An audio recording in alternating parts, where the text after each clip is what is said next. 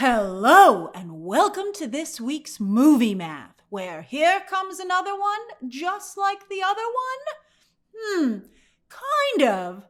I think without a doubt, superhero content is not the guaranteed slam dunk that it once was for Hollywood. Due to, here's my thoughts, I'd be curious to hear yours down below, I know you have them, but I would say it's due to too much content, lack of quality content, and then here I think this is a big one. The promises not being delivered on. For a hot minute, it was glorious. It seemed everything was connected and that there were clues buried for fans in each project. But with so many fans' hopes and dreams not materializing, despite Hollywood making it seem like they would, audiences now know better and are maybe a little bitter. For instance, many fans believed that at some point, Tom Hardy's Venom would fight a Spider-Man. But one trilogy later, it never happened, which is not only ridiculous, but a big missed opportunity because clearly some audiences, a decent number of them, like Tom Hardy's Venom. So stupid that it never happened. I suppose the difference between Joker 2 and Venom 3 is that Joker 2 is unique and that it was a giant F you to the fan base of the original. That's one of the things that I think fueled the discussion there. You were like, it's like what Todd Phillips did, it's like it was incomprehensible. A lot of the other stupid decisions that Hollywood makes, you can understand even though they're dumb. But this you were just like, what? And then also the film just didn't work so that nobody could even defend it. Some people tried. God bless you.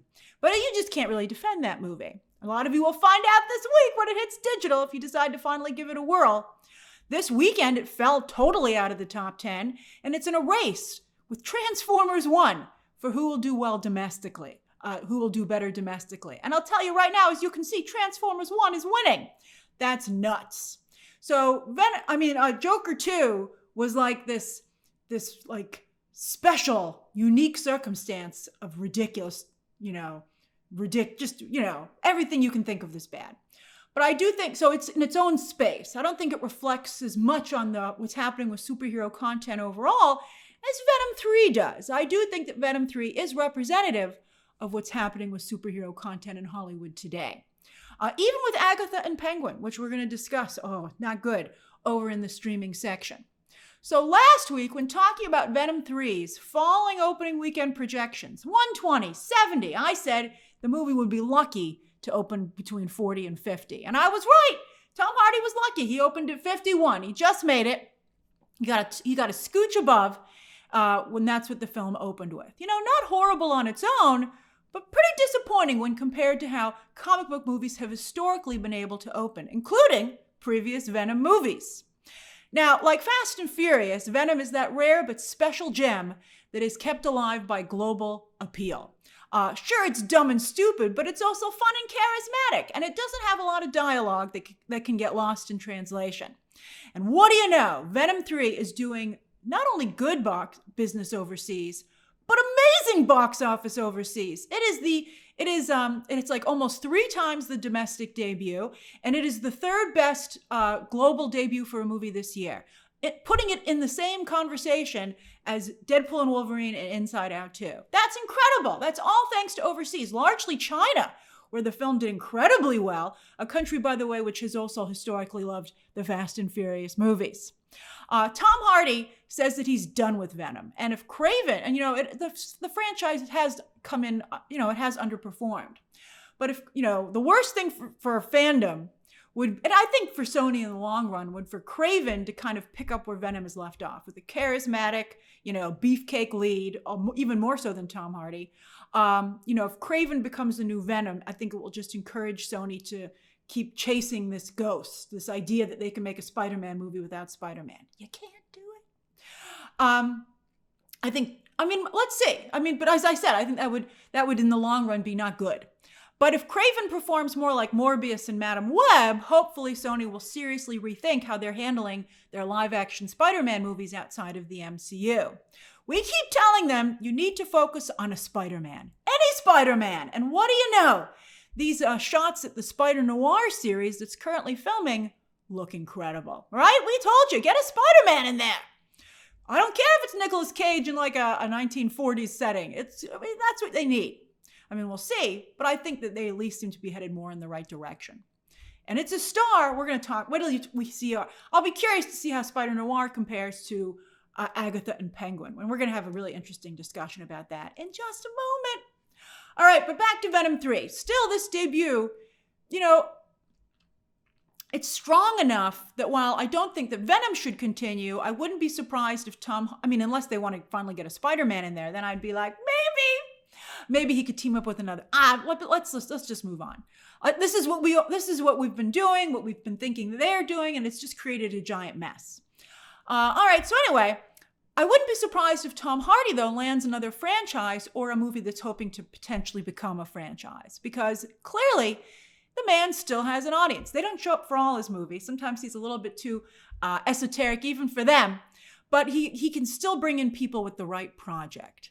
And he clearly understands his audience because he's had such strong creative control over the Venom movies. And, the audience scores for this film are okay. And again, the box office is okay. I mean, it's not good enough for a franchise. Although we were just talking about this with Alien Romulus and Apes. Their numbers are very low as well. But, everybody in Hollywood these days is in the franchise business, and they're just not willing to, what Disney did with Star Wars taking a break is to some degree, well, only in movies, but it's incredible because people want to keep their IP going because that's the name of the game. They just keep trying and trying and trying. You would think that as they tried again, they would course correct, but often they don't. They're like, let's just try that exact same thing again. But yeah, I mean, to some degree, I think that's what's driving Sony as well. They're like, we have the Spider-Man characters. This has to work. But we're like, you have other Spider-Men that you could be using. Maybe they're worried about diluting Tom Holland's version. Maybe they have a directive secretly that they can't dilute Tom Holland's version, which could be potentially interesting. Someday we'll find out what really happened. Maybe it was just stupidity, but maybe it was more complex. All right, but yeah, this is fine. I think it makes Tom Hardy look good.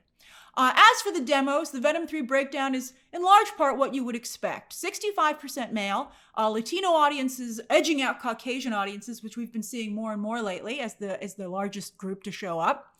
But two small interesting surprises here is that overall the film had very diverse appeal with stronger Black and Asian audience numbers than we've been seeing lately. And then also the movie skewed slightly older than one would expect for this kind of a film. Maybe that's because Tom Hardy, who's been around for a minute, and he hasn't been that popular as of late, so it would make sense that his fans were a little older. Usually you would think a movie like this would do best with 18 to 24, but it didn't. And then also, Venom is an older character, so those are the fans that it might attract in that regard as well. Venom, when he was at his peak, it was like, 30, 40 years ago, right? He's still used today, but he's not anywhere near as popular as he was back then.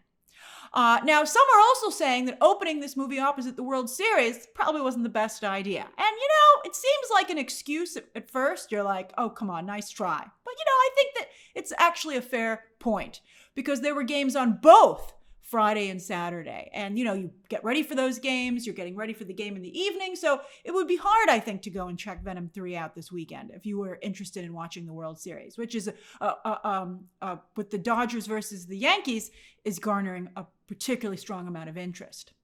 I know because I'm not a big sports person and I'm hearing about it. So it's pretty hot. Although maybe that's perhaps because I'm in New York City. For those of you not in New York or Los Angeles, is the World Series particularly hot this year?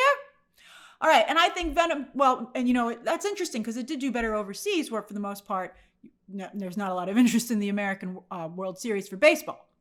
And I think Venom 3 will do well on digital streaming, but by the way, it's a Sony movie, so we'll head to Netflix, and a movie like Venom 3 will do extremely well on Netflix.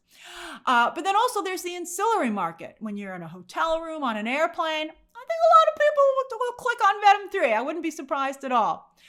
So I think that after the noted downturn with Venom 2, Tom Hardy can feel good that while his trilogy might have ended softly, it ended on a good-natured note as well. I think he can feel good about moving on now from this franchise. And again, I think if I were a producer, I would consider him. I don't know how, he seems to be a little bit somewhat, artistic. You have artistic flair behind the scenes. You might worry about whether or not you can wrangle him. He's one of those actors that likes to make choices that interest him that don't necessarily work the best for the project. So that's something that could be a little bit scary. But if you were a producer, would you consider Tom Hardy, and for what? Or a studio head? All right, so maybe if the budget was low enough, I'd give him a whirl. I think he still can bring in the right crowd. All right, as for the rest of the box office, Smile 2 fell almost 60% in its second weekend, more than Terrifier 3 did in its second weekend, and much more than the original Smile. That's actually shocking. Although the original Smile's second weekend was a holiday weekend, but still, that is quite the discrepancy. With this kind of drop, it's unlikely that the sequel will reach the century mark like the first film did. In fact, it's in a close race, speaking of close races, with Terrifier 3 to see who makes more domestic. Terrifier 3 has 1 week on Smile 2, but it's going to be close. All right, so as I said last week, I wouldn't make Smile 3, but I do think that Naomi Scott and Parker Finn should get more work off of this film because I think they both really delivered. Maybe you could argue not business. I mean, I don't know. I thought the film was such high quality that, again, for a very low budget, I would be interested in them. I wouldn't take a high risk, but I think, I really was impressed with their work. And despite being on streaming, both The Wild Robot and Beetlejuice 2 continue to do very well in theaters, proving that it's not always about price point, but also in simply letting the audience decide what works best for them. However, I do wonder how much subscription services for theaters are a factor here. For instance, if you're an AMC A-List member, you could see these movies in theaters for no extra cost. I wish we could get some insight as to what kind of influence AMC A-List and the like has on what we're seeing in the top 10, particularly as a movie goes along.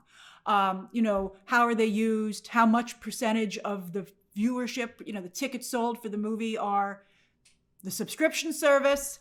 But of course, we don't get that information. But I do wonder if maybe that's one of the things that keeps movies alive in theaters even after they've hit digital. What are your experiences? Let's hear some personal anecdotes since we can't get the cold hard facts. All right, so let's talk awards films, where theatrical buzz can make a difference in the fight for nominations and wins. I mean, it's not all about theatrical buzz, but it certainly can help. Conclave opened sort of wide, under 2,000 theaters, whereas most wide releases are 3,000 to 4,000 theaters plus, and managed to open in third place. But I mean, that's not a very strong number. I mean, the overall box office, which we're going to talk about, is pretty freaking weak. But anyway, the per theater average is solid. It's not amazing, but it's solid. However, I think the most concerning thing is that based on the audience scores, audiences aren't as crazy about the movie as critics have been. Critics have said it will be a frontrunner at the awards, and maybe it still will. But if audiences don't help propel the conversation, maybe it will fall away. I missed my screening last night. I'm hoping to see it very, very soon. I'm still interested in it, although I have to say, the lower audience scores make me a little less interested. Anora, though, has much more buzz. The Rotten Tomatoes audience score is pretty strong. I wish it had a 9 in front of it, but it's very close.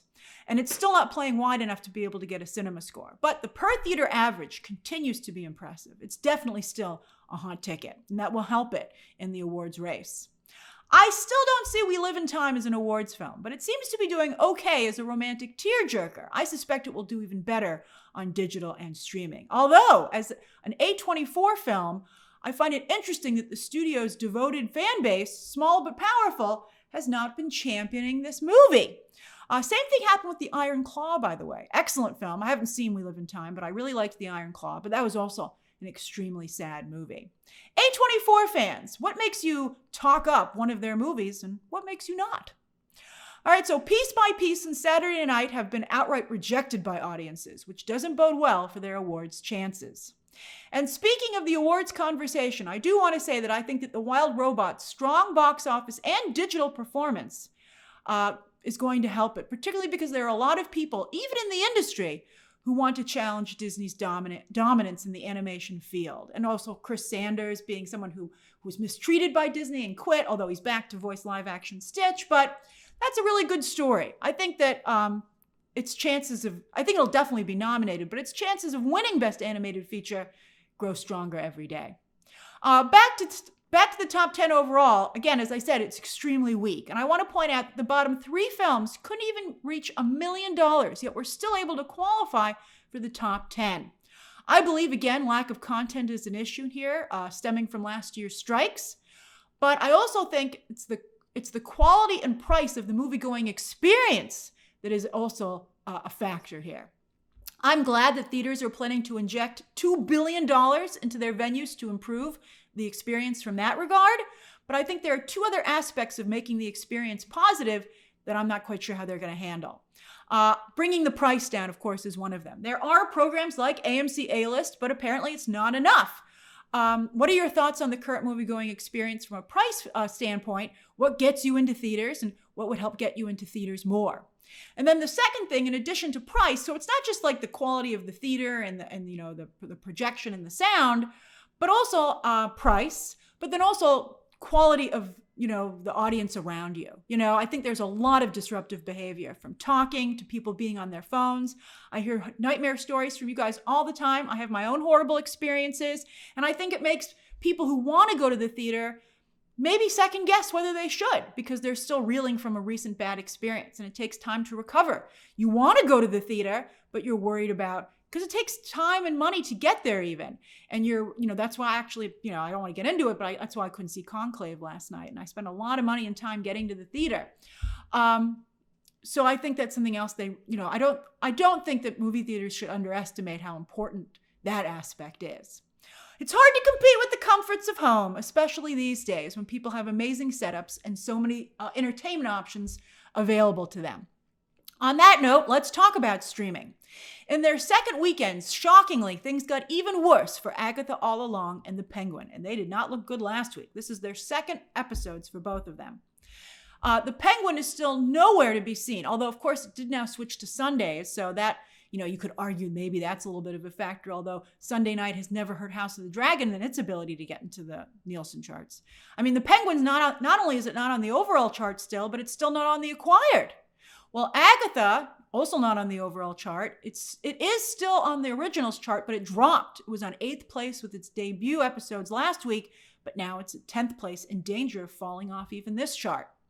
Is this an extension of what we were just talking about with Venom 3? Partially. But I'd say specifically the issue here, because I do think these are quality shows, and Penguin doesn't have a lot of Easter eggs, and I said from the beginning I thought that would be an issue for the show, but Agatha is delivering a lot of Easter eggs and fun developments. But I do think that this is a particular instance of where's the hero? There's no Spider-Man, there's no Wanda, there's no Batman. As I've said before, while villains and supporting characters can sometimes support their own comic book titles, that's for comic book fans who will pick up 6 to 10 titles per week. But for casuals, casual fans for movies and TV, they just don't have that kind of bandwidth for superhero content. They're just not, or interest. They're just not going to do those deep cut stories like a comic book fan would. And I think that's, I think you're seeing what's left, the hardcore comic book fans. And as you can see, it's not enough to deliver strong enough box office or viewership numbers. Movies and TV are not comic books. And I worry about this with James Gunn because he's leaning very much into deep cuts and, very much taking a comic book approach to his what he's doing. So movies and TV, as I said, are not comic books. And it takes different skill sets to create each one. Alan Moore wrote a guide to comic book writing. And in the beginning of that, it's a great, great thing. But one of the really interesting things that he also pointed out in it was that these are different skill sets. Just because you can write for one does not mean you can write for the other ones. And even if you can, you have to learn the way those are set up. And, he's speaking from a writing perspective, but I think that applies to many other aspects as well, directing, producing, etc. So I think that's very, very important. So also, I think there's a lack of star power with Agatha and Penguin. Tom Hardy made a difference, and that's again why I think he'll continue to work after this. So he'll get a little bit of a second wind.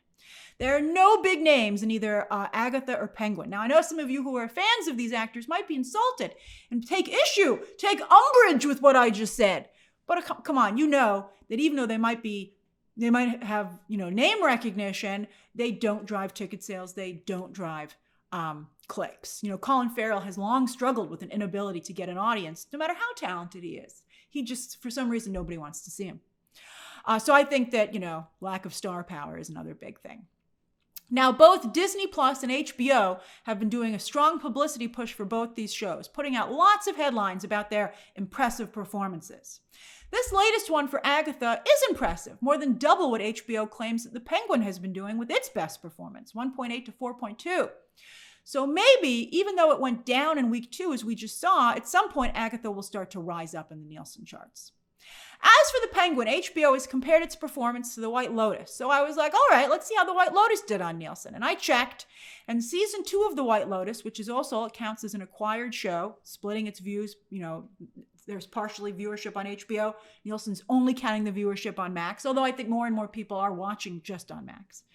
But do any of you still subscribe to HBO? So anyway, I know some of you will say, well, you're outside the United States, but I think Nielsen is only for the United States. So maybe, we'll see. All right, so I'm not sure if the numbers that Disney Plus and HBO are putting out are domestic or worldwide, which might be why they're not showing up on Nielsen despite those headlines. But anyway, White Lotus did eventually show up on the Nielsen charts. It even made the overall chart, but only with its season finale in season 2. And it was on the charts the week after as people binged. So maybe it might take a while, but perhaps both Agatha and Penguin will have a little bit better Nielsen numbers as they get towards the end of their runs or once they ramp. All right, as for the Nielsen charts overall, Monsters Season 2 did extremely well in its first full week here, topping 2 billion minutes. And it was just announced, by the way, that Menendez brothers will be resentenced and possibly released. In large part due to all the discussion and to some degree, I think, sympathy. Some Menendez brothers supporters have been very against the Ryan Murphy show, but I think it did a lot to humanize them and to create the counter argument and to show. I thought the Monsters series was very helpful to the Menendez brothers, but some supporters have not felt that way. However, I think you can't argue, no matter what camp that you're in, that the discussion, very intense discussion, was not helpful. It was. I think it was. And I think that, in large part, it's because of that Ryan Murphy miniseries. And also, wow, movies on streaming have really peaked up. Look at Inside Out 2. This is the overall chart. That's incredible. This isn't even an original streaming movie. This is a movie that's already played in theaters and has been on digital, and yet still look at how it was able to perform once it hit Disney+. I can't wait to see how Deadpool and Wolverine does when it eventually gets to Disney+ as well. The Garfield movie from Sony also hit Netflix and made the overall chart. Nobody Wants This is also still doing very well, over 1 billion minutes still, while Rings of Power has held steady. It's still in the 700s, but other shows have been doing very well and have pushed it down to number 7 on the overall chart. Still no announcement of a season 3 officially. And it hasn't been able to get back over 1 billion minutes either. By the way, I think one of the things that's keeping it from being renewed is just how expensive the show is. Because, the 700 range is pretty good. Other cheaper shows have been renewed with less numbers.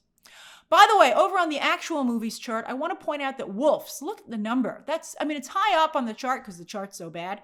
But look, just like in the 300 range. Now, this is only the weekend. It dropped on Apple TV like on Thursday or Friday or whatever. But Apple TV said this was the most watched movie they've ever had on their platform. And that's the number? By the way, this headline was talking about just the first weekend. I checked. This headline came out October 1st, so it's not even like Apple TV talked about it after a week and we haven't seen it explode on the Nielsen charts. This is the best Apple can do. So thank goodness that they're going to be offering themselves as an extension of Prime Video for the exact same price, but at least it can be in that interface for you, and hopefully that will help some of their amazing content. Really great content over there. I liked Wolves until the ending. Hopefully it'll get more people to see it. Over on Netflix, in its first full week, Lonely Planet took the top spot for movies, while the newly released Woman of the Hour is runner-up. I watched that, and while I applaud Anna Kendrick for directing her first feature, it was not good. It was very weak, and in fact, I got bored while I was watching it, and I was so excited to watch it. I made it my whole evening. I was like, I lit a candle, I had a special snack. It was like getting ready for the Halloween season, and I got super bored. So I started Googling the true life story while I was watching it, and the movie's not even factually correct, which really made me upset. But anyway, I did think, to her credit, that it was a very powerful choice to focus on the victims over the murderer. I thought that was very nice. And hey, look, Venom 2 is on there. I guess as some people were getting ready for Venom 3. With series, Outer Banks is still number 1, but new release, The Lincoln Lawyer Season 3, just for a couple of days, is right behind it. Netflix shows release later in the week. Nobody Wants This and Monsters both also continue to chug along. They're high up there still, posting solid numbers. And again, both have been renewed for new seasons. Then on digital, on Apple, sure enough, Beetlejuice continues to do great with Halloween right around the corner, and Longlegs and Alien Romulus are also benefiting from the spooky season. By the way, there's a Stephen King collection you can see there that's on sale for $10 And I was like, that price is insane. I can't believe it. Let me look at this. And then I saw the movies that are included and I was like, I think $10 is too much. You should pay me to watch that. Family films are also doing very well with The Wild Robot leading the charge. I didn't like the movie, but as many of you know, I like a winner. And I got to tell you, that movie's looking like, from a business perspective, it's looking more and more like a winner, as I said, every day. As for this coming week, there isn't a single wide release in theaters, which is absolutely ridiculous. Do they think people are going to be that pooped after their Halloween parties that they can't go check out a movie? They always take the week after Thanksgiving. They never release a big movie after Thanksgiving because they release so many films for Thanksgiving. They want to give them a little bit of breathing room to, because they've been competing. But we're not dealing with a bottleneck here. This is just a ridiculous break. So I guess, if there's a movie you have been meaning to see, you'll have a chance this coming weekend. And maybe you might want to go and check out like awards fair like Conclave or Anora. Speaking of awards fair, we've got a sprinkling of those in limited release this coming weekend. A Real Pain, Blitz, and Amelia Perez all hit theaters in limited release again. Blitz and Amelia Perez are just doing qualifying runs so they can get nominated before they go to their respective streaming services.